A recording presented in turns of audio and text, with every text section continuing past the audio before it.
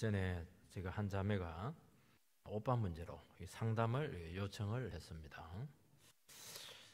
이 결혼한 자매죠. 결혼한 자매 좀 잘 살았어요. 집안이 어려워서 짐을 많이 좀 지고 있었고 물심양면으로 이렇게 돕고 있었습니다. 오빠가 늘 문제였어요. 오빠가 다단계에 들어가더니 집안 사람들 다 끌어들이고 또 재산을 담보 잡아서 대출을 하고 갚으면 괜찮겠는데 뭐 갚겠습니까?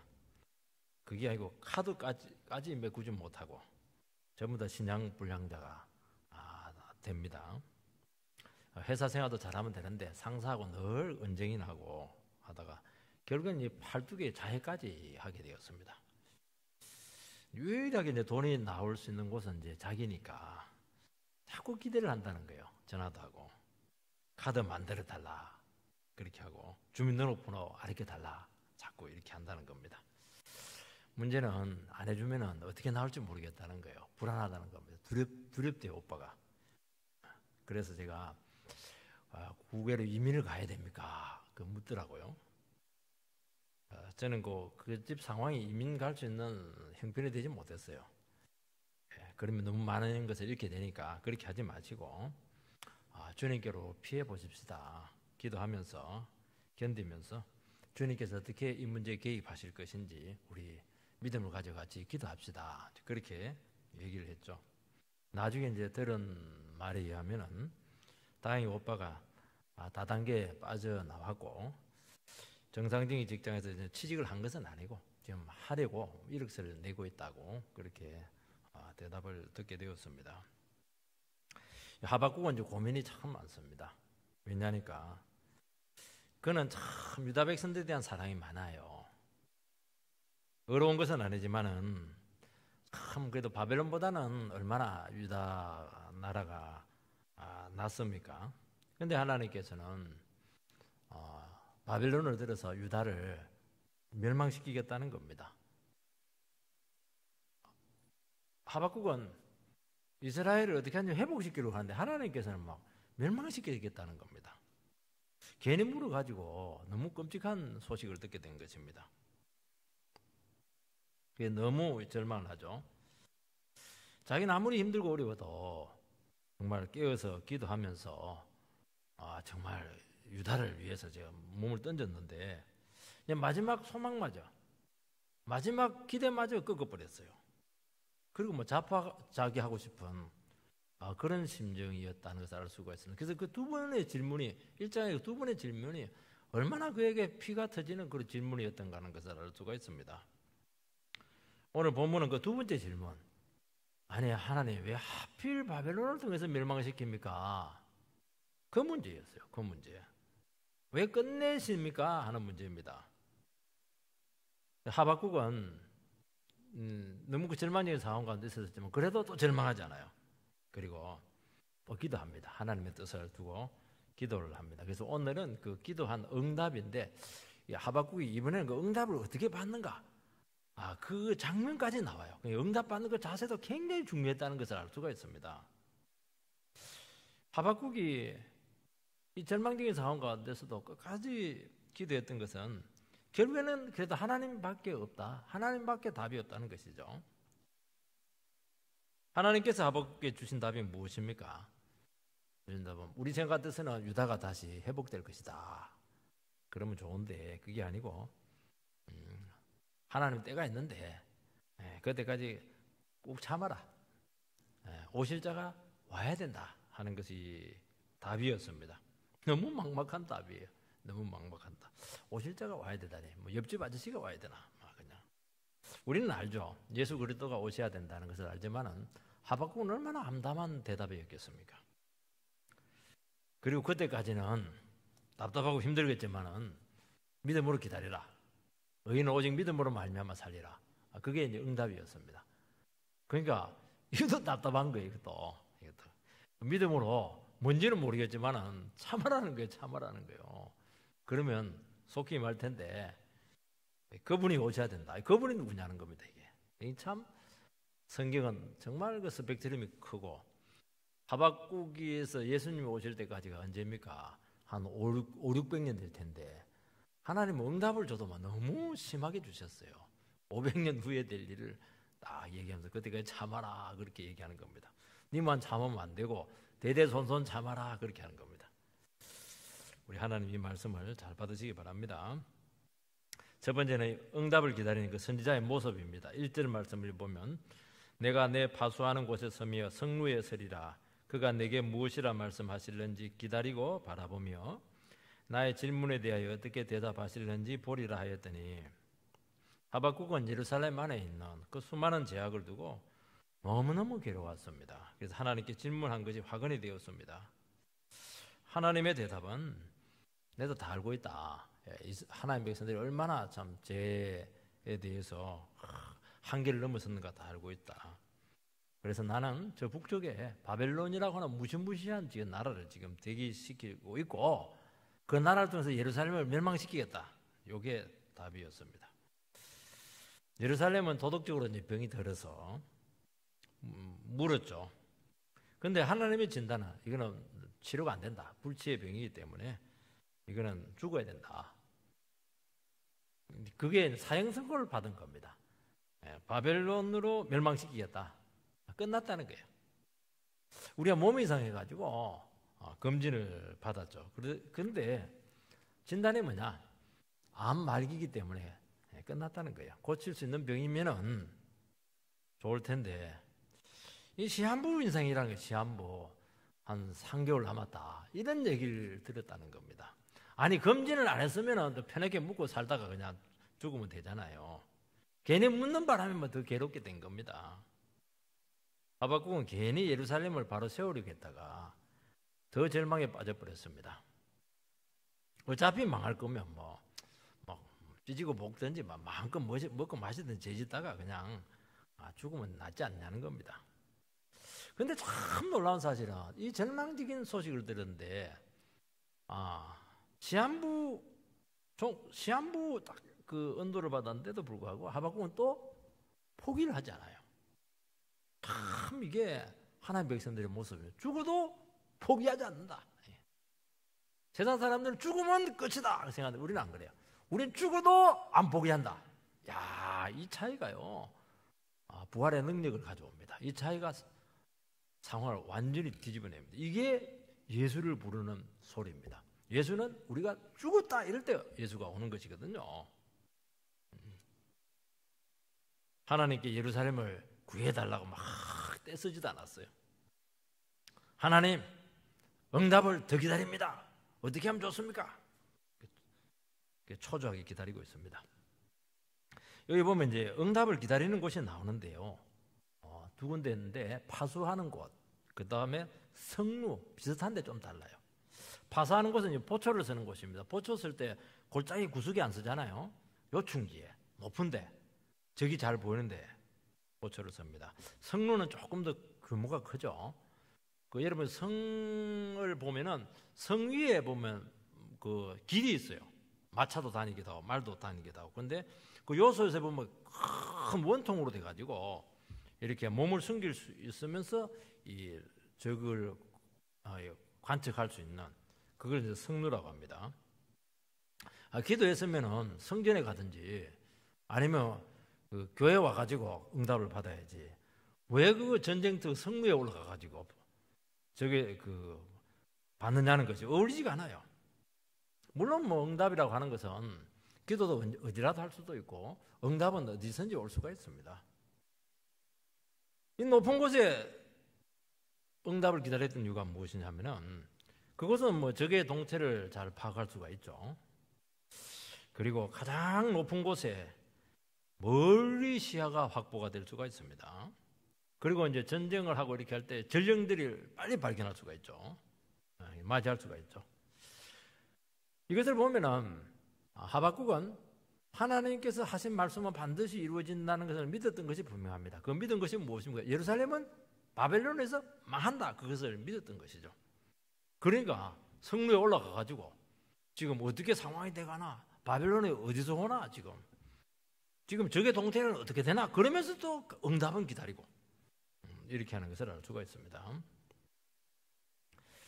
우리 같으면은 뭐 하나님 응답 때가 되면 오겠지 그렇게 할 텐데 그 집에서 그냥 편하게 그냥 먹을 거 먹고 할 텐데 속이 타서 집에 있을 수가 없어요. 우리가 너무 답답하고 힘들면은 집에 못 있어요. 막 뒷산이라도 막 돌아다녀야 되고 동네라도 막 돌아다녀야 되고 내과에도 가야 되고 그래. 왜냐면 속이 타니까 집에서 못 있는 거예요 지금. 그리고 뭐 그가 아무리 이야기해도 귀 기울이는 사람이 없는 겁니다. 같이 손잡고 기도할 사람이 있으면 되는데 마누라까지도 당연히 왜 그러냐고 미쳤냐고 자꾸 이렇게 하니까 막 혼자서 있을 수는 없고 답답해서 그냥 성루에 올라가가지고 보초선에 올라가가지고 막 혼자 외롭게 그 긴 새벽을 그 추위를 에워가면서 응답을 기다리고 있습니다. 얼마나 마음이 간절하고 속이 탑니까 이거. 그럴 땐 추운 줄도 몰라요. 잠도 안 와요. 잠도 안 와요. 그러면 뭐합니까? 막 그냥 설교집 듣고 막 인터넷 설교 듣고 성경 읽고 막 왜냐니까 막 속이 타가지고 참지를 못하는 거예요. 이게 잠은 안 오고 막 속은 괴롭고 막 바짝바짝 입은 말라가고 성경 읽고 찬송 부르고 막 왜냐하면 망가지면 안 되니까요.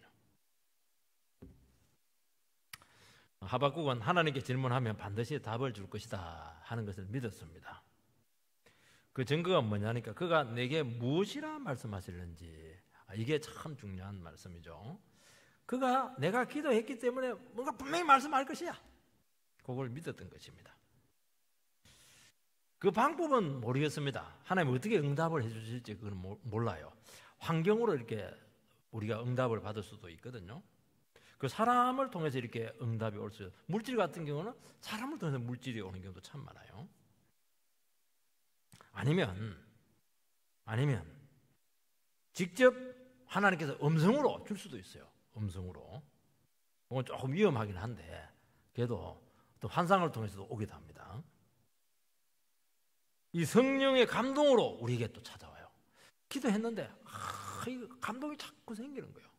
그리고 그 말씀만 보면 자꾸 마음에 이게 하나님의 그 은혜가 막 충만한 겁니다. 그리고 반복적으로 이야기를 해요. 이거다 반복적으로 얘기하면 거의 응답이라고 봐야 됩니다.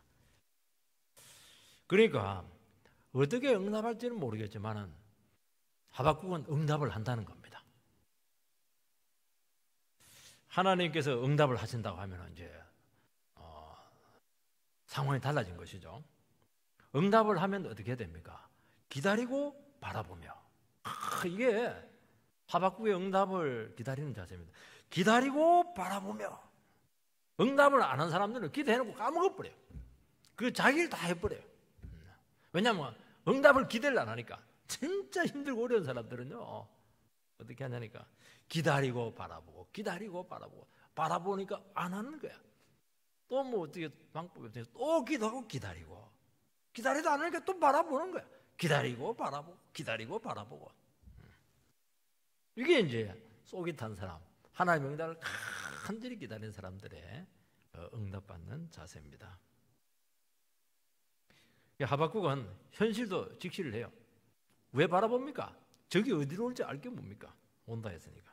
현실도 직시를 하고 상황도 보고 어떤 사람들은 막 상황을 안 봐요. 애들이 지금 배가 고파가지고 막 굶고 있는데 그것도 안 봐요. 애들 굶고 있으면 밥을 해가지고 먹여야지. 밥 해 먹이면서 설거지 해가면서 기도도 하고 그렇게 해놓은 겁니다. 직장도 가면서 기도하고 현실도 직시하고 너무 힘들면 다 팽개치거든요. 그래 하지 말아요. 현실도 보고 응답도 받고 현실도 직시하고 응답을 주시하면서 하나님의 응답을 나는 절대로 놓치지 않겠다. 그렇게 말씀하고 있는 것입니다. 왜냐하면 자칫 잘못하면은 흘려보낼 수 있기 때문에 그 타이밍을 딱 놓쳐버리면은 안 되거든요. 그래서 이 응답받는 것도요 믿음이 많이 필요합니다. 믿음이 많이 필요해요. 왜냐하니까 깨어 있어야 되고 분별을 잘 해야 됩니다.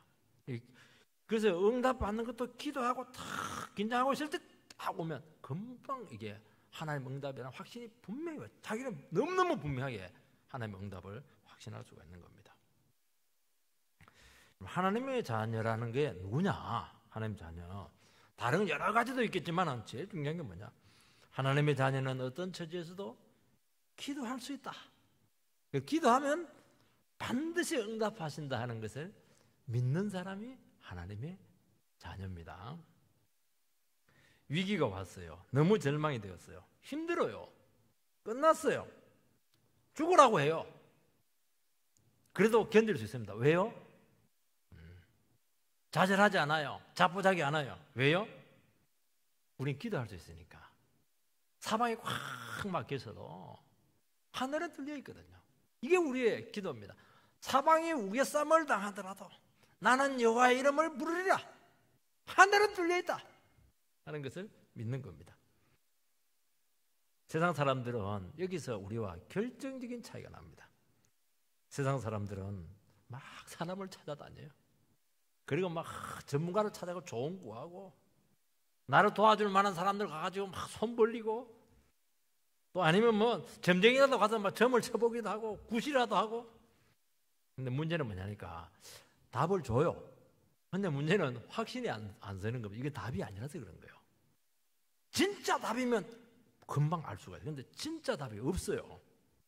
굿이나 절 떡이나 먹고 이렇게 해서 되면 되고 안 되면 안 되고. 그러니까 물어보고 답답한 겁니다. 왜냐하면 상황은 너무너무 다급한데 응답이 없는 거예요. 이게. 여러분 인생의 모든 답은 어디서 오느냐? 이 세상을 만드신 창조주 되시고 우리 인생 전체를 섭리하고 계시는 하나님을 인정할 때만이 답이 옵니다. 그럴 것이다. 이건 답이 아닙니다. 이럴 수도 있고 저럴 수도 있고 답이 아니에요. 이건 개연성이고 확률이고 그것을 우리는 뭐라고 하냐? 우연이라고 그러고 운수대통했다. 운이라고 하는 겁니다. 정 안 되면 뱉어가지고 탁 때려가지고 그냥 왼쪽으로 뛰나 오른쪽으로 뛰나 막 아니면 뭐 아침에 알아요. 굿비 이런 거 해가지고 뭐 오늘 운수가 좋다 안 좋다 뭐 이렇게라도 해야지. 그래 안 하고 뭐 견딜 수가 없어요. 이게 목사님 그거 어떻게 하냐고. 나도 옛날에는 아닙니다. 안 돼요. 결정적인 순간에는 좌절하고 폭삭망합니다. 그래서 현실 있기 위해서 술을 먹기도 하고 막 오락에 빠지기도 하고 막 그냥 중독에 빠져가지고 인생은 그런 거야 그렇게 하는 겁니다. 하나님의 자녀는 안 그래요. 사형선고 받았잖아요. 시한부 인생이 끝났다고 했잖아요. 그런데도 어떻게 또 기도하는 거예요. 기도하면 우리는 잊어버릴 텐데 잊을 수가 없는 거예요. 100% 응답이 있다. 그걸 믿고 그 추운데 그 새벽에 성무에 올라가가지고 저는 새벽 기도마다 나올 때 참 무서운데요. 한 번씩 거기서 몸부림을 치는 겁니다. 참 하나님 백성은 위대하죠. 두 번째는 하나님의 응답이 왔어. 응답이 뭐냐는 것입니다. 2절 말씀을 보면 여호와께서 내게 대답하여 이르시되 너는 이 묵시를 기록하여 판에 명백히 새기되 달려가면서도 읽을 수 있게 하라. 내게 대답하여. 얼마나 위대한 말씀입니까? 왜 대답합니까? 기도했으니까 물었으니까 대답하는 거예요. 이걸 굳이 기록을 해놔요. 내가 너한테 대답할게 응답할게 그걸 적어놓는 겁니다. 우연히 된 게 아니라는 게 이게. 이 위대한 축복은 기도하고 기다린 영혼에게 대답을 하신다. 그렇게 말씀을 하고 있습니다. 이 묵시가 나와요. 이 묵시를 기록하라 되는데 묵시라고 하는 것은 정말 정상적이지 않는 비상 상황, 아주 위기 상황에서 주시는 특별 계시입니다. 정상적인 상황에서는 선지자에게 꿈으로 주고 또 나름대로 말씀을 주세요. 근데 위기 상황에서는 그렇게 될 수가 없어요. 너무너무 압박감이 심한 거예요. 그리고 사단이 주는 중압감이 너무 심해요. 여기서 우리는 한가하게 성경책 읽고 있을 수가 없는 겁니다. 그런데 묵시가 갑자기 임하면서 승리에 대한 강한 확신으로 우리를 무장시키는 하나님의 특별한 계시 방법입니다. 그래서 이 계시라고 하는 건 뭐냐? 희망 상황이 아니고 반드시 되게 한다는 것입니다. 그래서 계시가 한 번 임하게 되면 어떤 상황에서도 계시를 받은 사람들은 이것을 전하지 않으면 안 되는 강한 압박감을 가지고 있습니다. 내가 이것을 전하지 않으면 속에서 불이 일어나서 견딜 수 없다. 바울 사도가 늘 고백했잖아요. 내 마음이 불붙는 것 같아서 이 복음을 전하지 않을 수가 없다. 복음을 전하지 않으면 내게 화로다. 그렇게 얘기하는 겁니다. 왜냐하면 이게 너무너무 속에서 불타는 거예요. 이 응답을 받았거든요. 이게. 왜냐하면 인생에 생사가 걸린 문제고 나라의 존폐가 관계되는 그 문제이기 때문에 이거는 놔둘 수가 없는 거예요. 이거는. 그 내용이 뭐냐니까 판에 명백히 새겨서 달려가면서 읽을 수 있게 하라는 겁니다. 판에 이제 명백히 새기니까 깊이 새기죠. 세월이 흐르더라도 지워지지 않고 볼 수 있도록 이 묵시의 말씀을 새기라는 것입니다.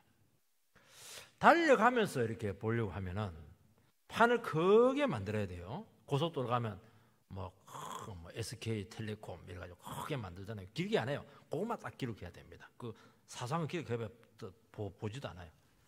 간단 명료, 핵심만 딱 기록하는 겁니다. 이 달려가면서라고 하는 것은 이 소식이 대단히 급하다는 것입니다. 뭐든 궁금하고 의문이 나고 의심되고 이해가 되지 않아서 너무너무 원망하고 불평하고 정말 이제 우리 다 끝났다 생각하고 있었고 여기서는 더 소망이 없다. 그런 상황 가운데 있었는데 하나님께서 묵시의 말씀을 딱 보는 순간 듣는 순간 그 너머에 이 모든 문제를 한순간에 일수할 수 있는 그 엄청난 내용이 그 판에 새겨졌다는 것을 알 수가 있는 겁니다. 이것만 보기만 하면 듣기만 하면 이겨낸다는 겁니다. 예수님의 제자들이 예수님 따라왔다가 3년 따라왔는데 예수님 그냥 십자가 비참하게 죽었습니다.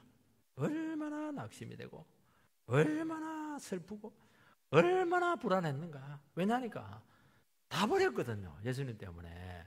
안 버리면 괜찮아요. 그 집 안 버리고 배 버리고 재산 다 버리고 예수님 한 분 믿고 안 돼. 예수님 싹 비참하게 죽으면 끝난 거예요. 얼마나 슬프고 힘들었겠습니까? 이제 끝났다. 우리 고기나 잡으러 가자. 막 그냥 참 힘들었죠. 그리고 숨어 있었습니다. 그때 여인들이 예수님의 무덤을 찾아갔는데 거기서 부활하신 예수님을 만났습니다. 그리고 여인들이 와가지고 예수님 부활했다. 이게 뭐냐니까 판에 새겨 놓는 거예요. 자기들은 끝났다고 생각했는데 죽었다. 인생 나는 슬프다. 막장이다. 이렇게 했는데 예수님 부활했다. 이 말을 딱 들으니까 다 살아나는 겁니다. 예수님이 살 줄은 꿈에도 생각 못했거든요. 이런 수가 하나님께 있을 줄은 꿈에도 생각 못했거든요. 그래서 제자들이 그 현장을 가가지고 확인했죠. 그리고 주님께서 다시 나타났죠. 그리고 성령 오실 때까지 기다리라. 기도하면서 기다리라.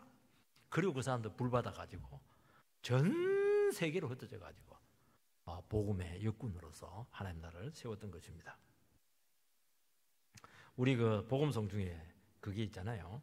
복음 들고 산을 넘는 자들의 발길. 그 발길이 참 아름답다. 이제 그 우리 복음성 많이 불렀거든요. 왜 그 복음 전도자의 발이 그렇게 아름답습니까? 먼지가 막 묻어 있는데 왜냐하면은 그들은 복음의 소식을 들고 가거든요. 지금 사람들은 노예로 팔려가 있고 포로로 잡혀가 있어요. 지금 미신과 우상의 노예로 지금 살아가고 있어요. 너무너무 끔찍하고 비참한 인생 가운데 있는데 예수 부활했다. 하나님 살아계신다. 프리덤, 해방. 이걸 선포를 하는 겁니다. 그러니까 눈이 이제 고향으로 돌아갈 수 있다. 얼마나 그들의 마음을 설레게 했겠습니까? 살았다. 해방이다. 구원이다. 그러면서 그 자리에서 일어나서 그 소리 듣기만 하면은 사는 겁니다. 듣기만 하면은 해방이 되고 사슬에서 다 노인하게 되고 절망에서 일어서게 되고 생명력이 막 일어나게 비전이 막 다시 살아나게 되고 재기하게 되고 다시 말씀 붙잡고 시작할 수 있는 것입니다. 이거 보면요, 복음의 말씀이라고 하는 것은 너무너무 위대합니다. 무슨 말씀이 우리를 이렇게 살려놓습니까? 그래서 어떤 절망에 빠진 인간도 말씀을 듣기만 하면 생명을 주고 막 불이 일어나게 되고 제 사슬에서 끊어지게 되고 일어서게 되고 모든 매인 것이 풀리게 되고 꿈을 꾸게 되고 재기하게 된다. 그 얘기를 하는 것입니다. 왜냐하면 하나님의 말씀은 어제나 오늘이나 동일하시고 하나님께서는 여전히 이 하나님의 말씀을 통해서 우리 인생들을 통치하시고 자기 백성들을 인도하시고 구원하실 줄 믿기 때문인 것입니다. 3절 말씀을 읽어보면 이 묵시는 정한 때가 있나니 그 종말이 속히 이르겠고 결코 거짓되지 아니하리라. 비록 더딜지라도 기다리라. 지체되지 않고 반드시 응하리라. 이게 내용입니다. 판에 기록한 내용입니다. 이 기록한 내용이 뭐냐? 이 묵시는 정한 때가 있다고 말씀하고 있습니다. 이 정한 때라고 하는 것은 하나님의 때가 있다는 것이고 하나님의 때가 되면은 이루어진다는 것입니다. 하나님의 때는 우리가 어떻게 할 수가 없습니다. 우리의 때는 우리가 마음대로 조정할 수 있는데 하나님의 때는 하나님의 때에 되는 겁니다. 그동안 우리는 답답하고 힘들고 억울하더라도 하나님의 때가 될 때까지 참고 기다려야 됩니다. 문제는 뭐냐니까 하나님의 때를 기다리는 것이 쉽지가 않아요. 왜냐하면 우리의 시간과 하나님의 시간이 다르기 때문입니다. 딱 맞으면 상관이 없어요. 대개는 어떻게 합니까? 우리는 급해요. 하나님은 하나도 안 급해요. 우리는 막 앞으로 가려고 하는데 하나님은 가만히 계세요. 그러니까 이게 힘든 거예요. 왜냐하면 우리는 급하지만 하나님은 하나님의 계획에 따라서 섭리로 움직이시기 때문인 것입니다. 우리는 막 욕심이 앞서요. 우리는.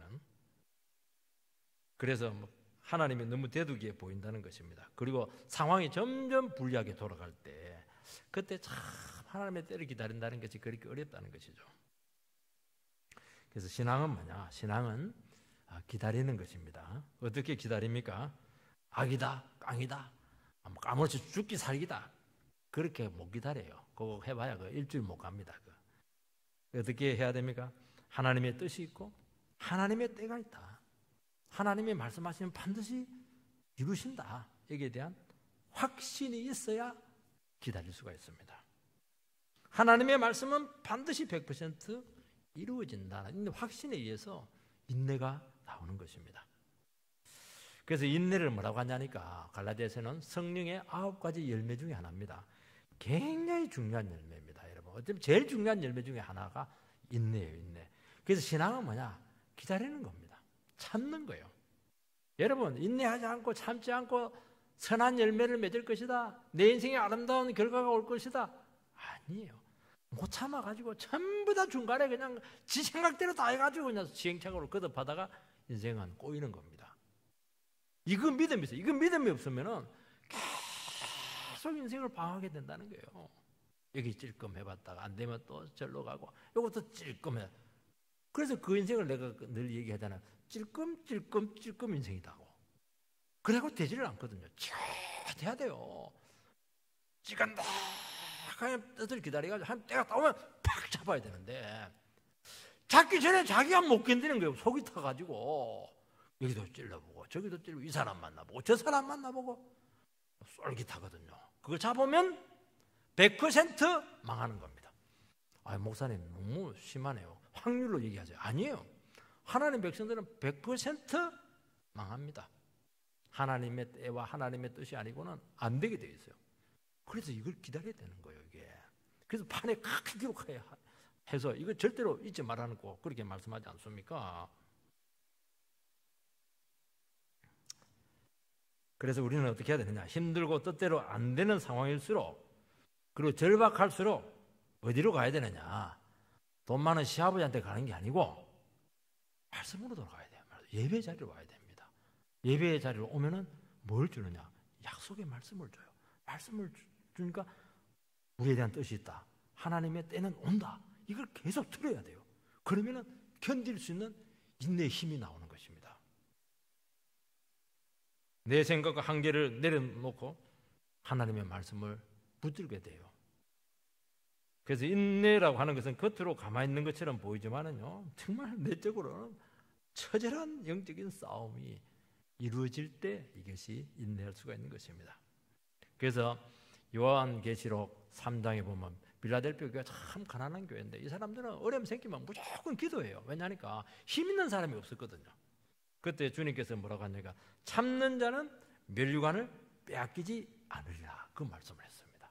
참는 자는 반드시 면류관을 안 참으면 면류관 빼앗깁니다. 여러분 주님께서 우리의 앞길 인도하심을 믿을 때 가능할 줄 믿습니다.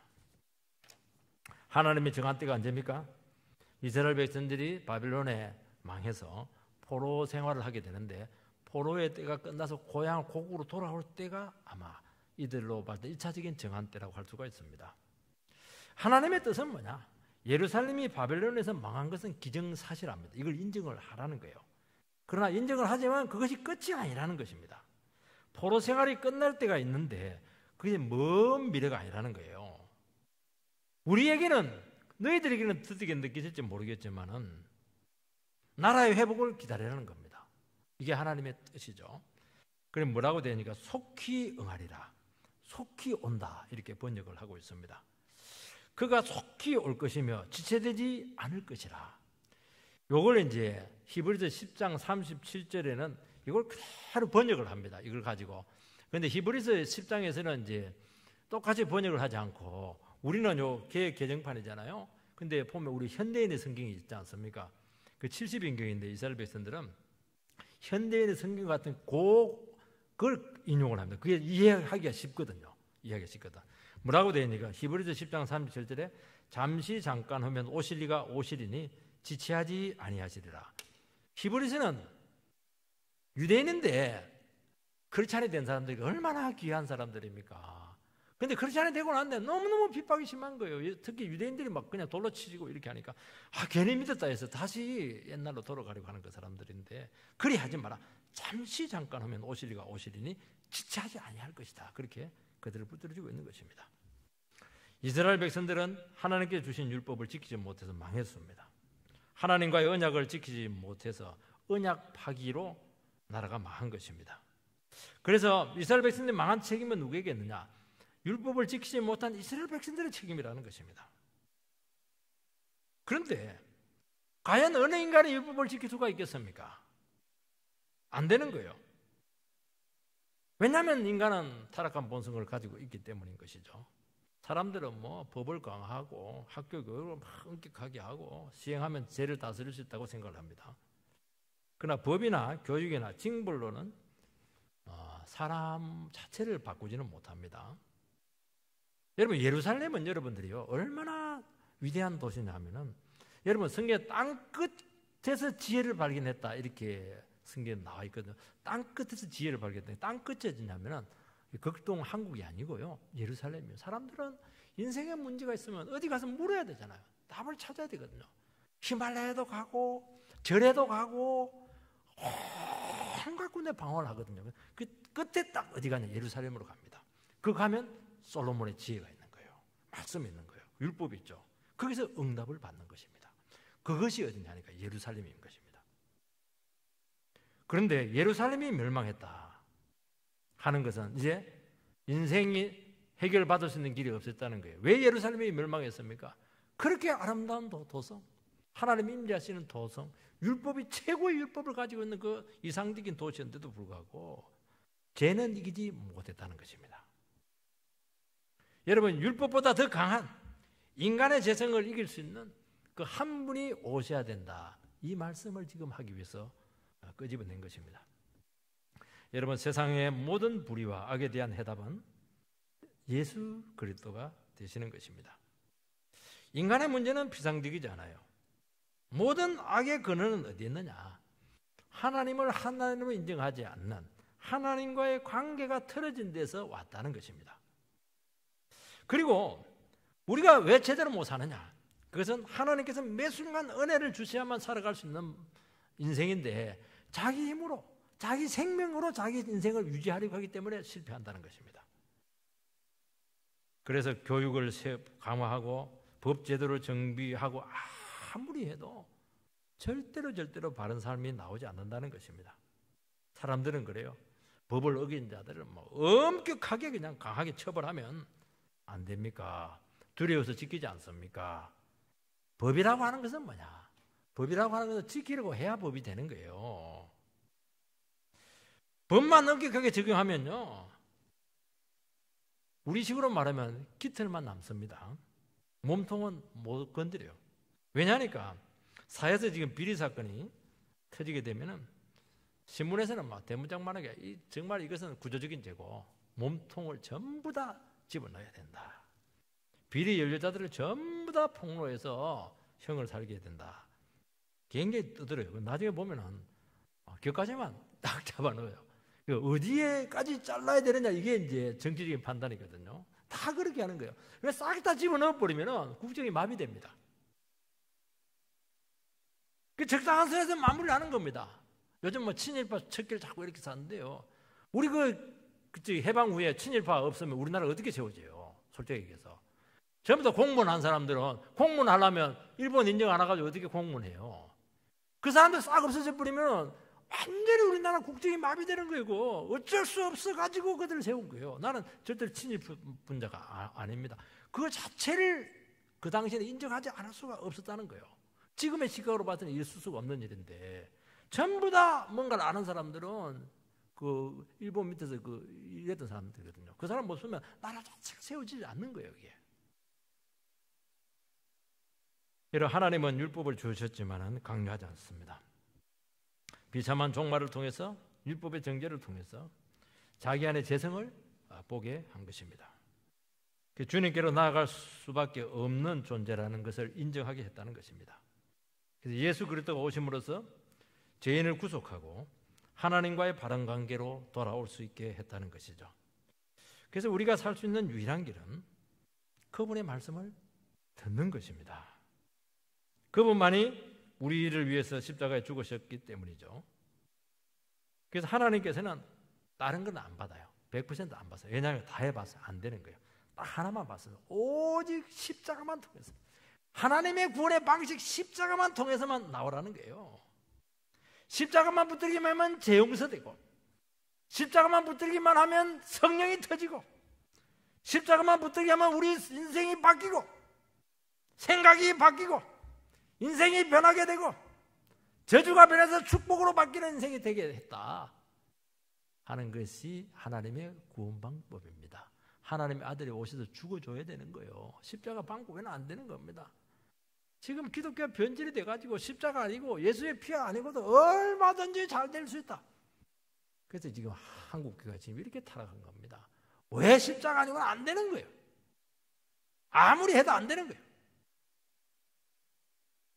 여러분, 세상의 끔찍한 제약은 우리의 타락성을 보여주고 있다는 겁니다.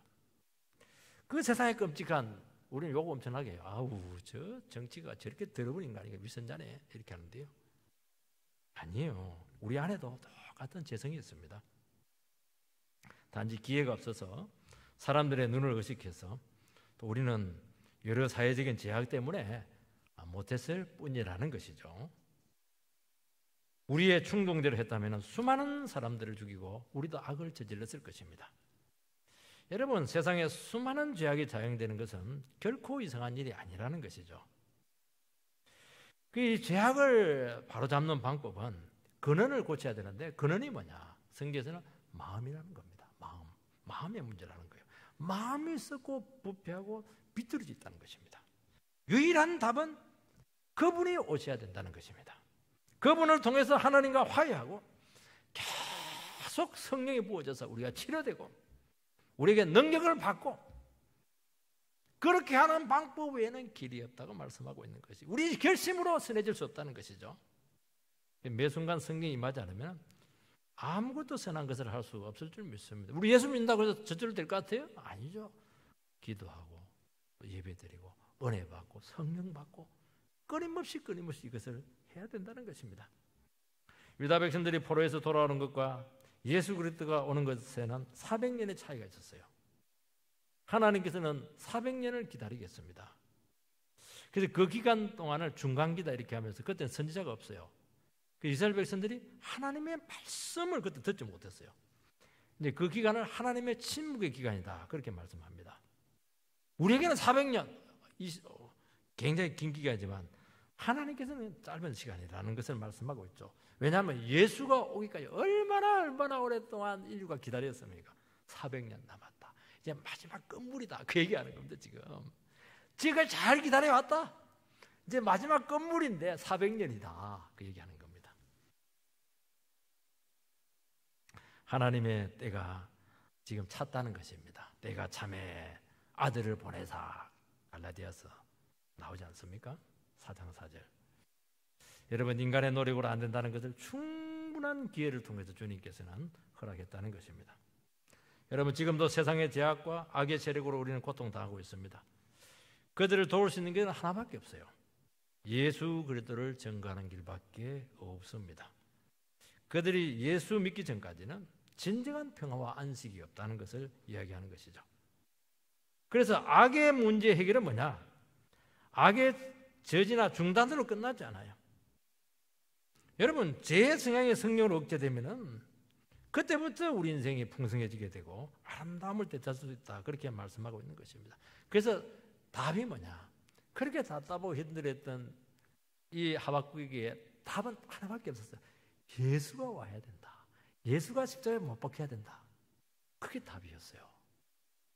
이해를 못했지만은 이걸 듣게 한 겁니다. 얼마나 위대해요. 그 위대한 복음을 누구에게 주었다고요?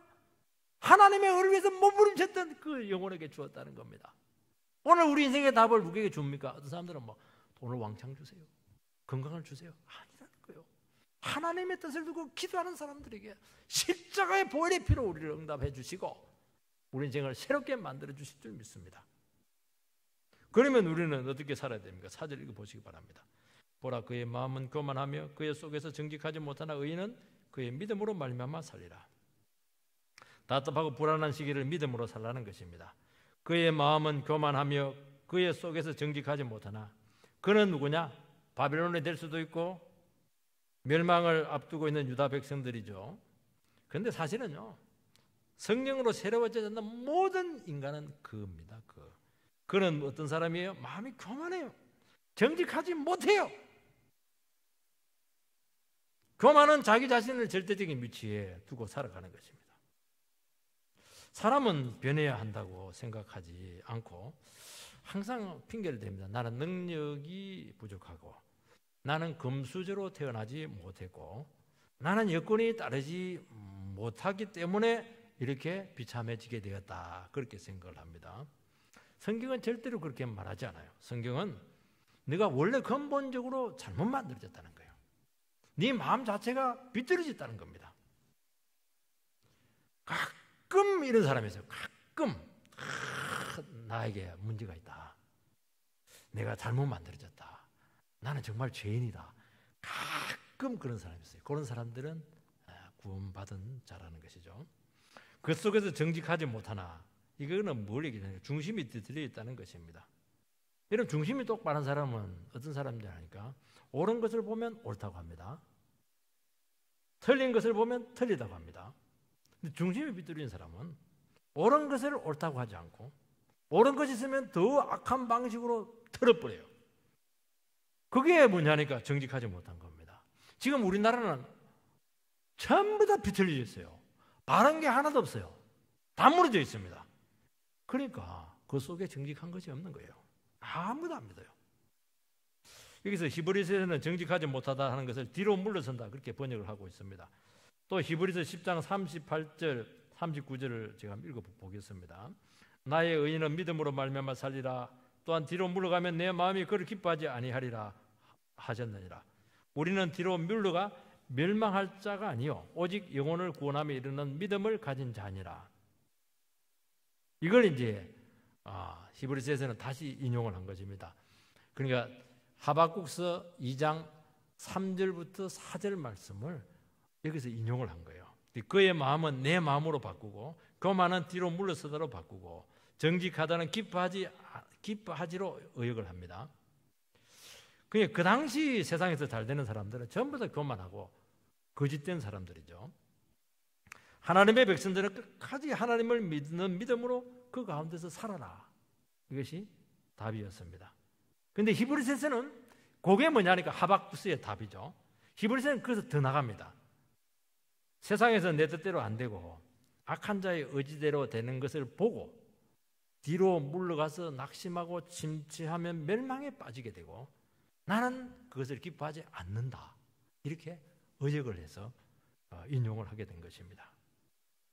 하나님 바라보기를 포기하고 침체하고 자포자기하지 말라는 겁니다. 하나님 한 번 바라보고 끝까지 버티고 견디라는 겁니다. 그래서 의인은 그의 믿음으로 말미암아 살리라. 믿음이라고 하는 게 에무나인데요, 견고하다, 굳건하다, 버티다, 이런 뜻을 가지고 있습니다. 여러분, 신실하신 하나님을 의지하고 끝까지 버티라고 우리에게 권면하고 있습니다. 여러분, 의인은 율법을 지킴으로도 되지 않고 인간의 노력이나 공로나 위대함으로 절대로 살아갈 수가 없습니다. 자기 힘이나 성공으로 이 세상은 절대로 살아갈 수가 없습니다.